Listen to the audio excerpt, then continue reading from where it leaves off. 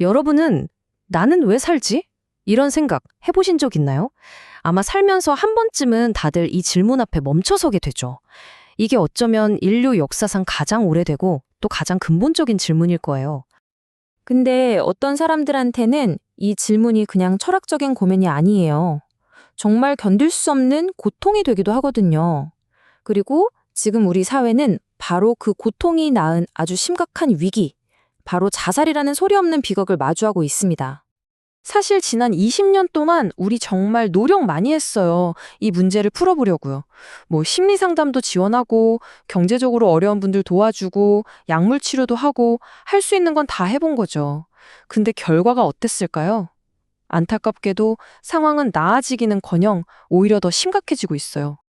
혹시 우리가 병을 완전히 잘못 진단한 건 아닐까요? 그러니까 겉으로 드러나는 증상만 어떻게든 해보려고 애쓰다가 병의 진짜 원인은 계속 놓치고 있었던 건 아닐까 하는 거죠. 자, 그래서 이 문제의 심각성을 제대로 한번 들여다보려면 관점을 좀 바꿔야 합니다. 이걸 하나의 전쟁으로 봐야 해요. 바로 총성 없는 전쟁으로요. 자, 이 그래프를 한번 보세요. 좀 충격적이죠? 우리나라에서 한 해 동안 스스로 목숨을 끊는 분들의 수가 지금 한창인 실제 전쟁에서 첫 1년 동안 나온 사망자 수보다 거의 2배가 많다는 거예요. 이게 바로 우리가 마주한 비극의 무게입니다. 하루에 41명. 이걸 시간으로 환산하면 35분의 1명꼴이에요. 지금 우리가 이렇게 이야기하는 이 순간에도 어딘가에선 누군가가 삶을 포기하고 있다는 뜻이죠. 이건 그냥 차가운 통계 숫자가 아닙니다. 그렇다면 진짜 원인이 대체 뭘까요? 흔히들 우울증이나 경제적인 문제라고 생각하지만 사실 이 비극의 뿌리는 그보다 훨씬 더 깊은 곳에 있다는 진단이 있습니다. 바로 실존적 공허.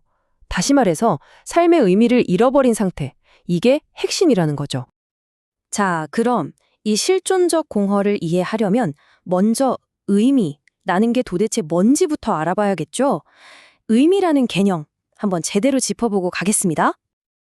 의미는 크게 두 가지 요소로 이루어져 있다고 볼 수 있어요.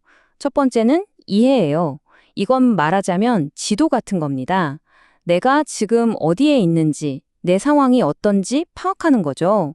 그리고 두 번째는 방향입니다. 이건 나침반에 비유할 수 있겠네요. 그 지도를 보고 이제 어디로 가야 할지, 그 목적지를 아는 감각이죠. 그리고 여기서 아주 흥미로운 구분이 나오는데요.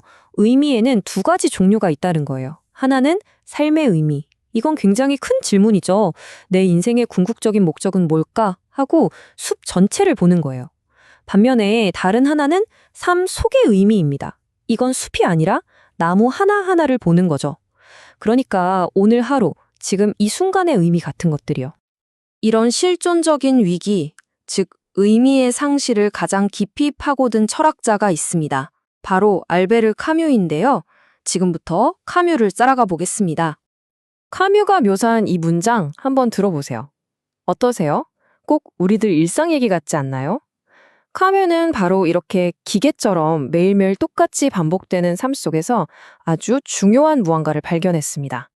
그게 바로 부조리라는 개념입니다. 부조리가 뭐냐면요. 매일 아무 생각 없이 반복하던 일상에 어느 날 갑자기 너 지금 왜 이러고 있지?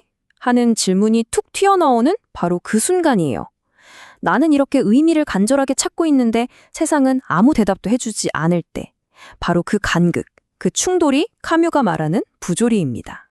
자, 이렇게 부조리라는 거대한 벽에 딱 부딪혔을 때 우리 앞에는 세 가지 선택지가 놓이게 됩니다. 카뮤는 이걸 소설 페스트에 나오는 인물들로 설명하는데요. 첫 번째 선택은 도피입니다. 이 진실을 외면하고 그냥 도망쳐버리는 거죠. 작중의 기자처럼요. 두 번째는 맹목적인 희망에 기대는 겁니다. 현실을 부정하는 거죠. 신부처럼요. 그리고 마지막 세 번째 선택, 이게 바로 반항입니다. 이 부조리한 현실에 정면으로 맞서 싸우는 의사처럼 말이죠.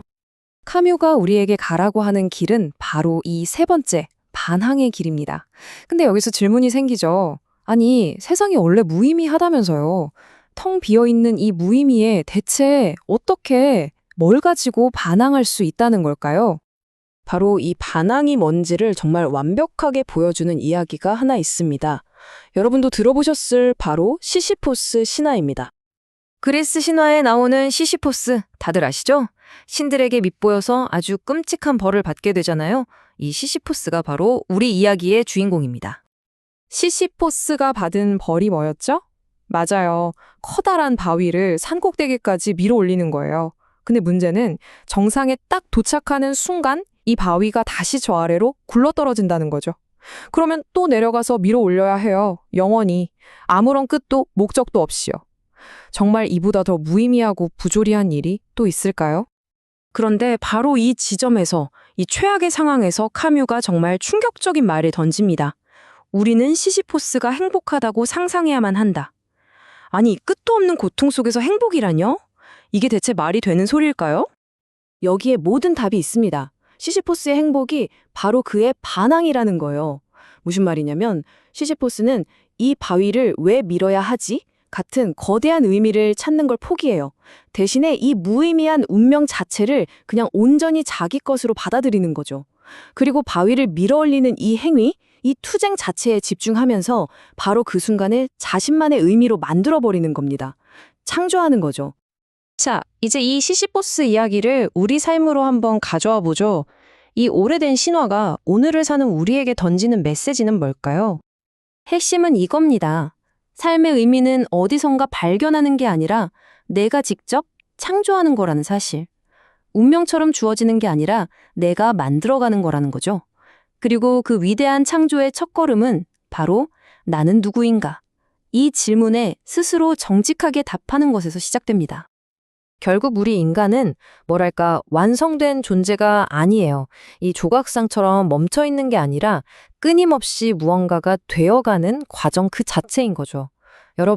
여러분 각자가 매일 밀어올리고 있는 그 바위는 무엇인가요? 그리고 오늘 당신은 그 바위를 어떤 의미로 밀어올리고 계신가요?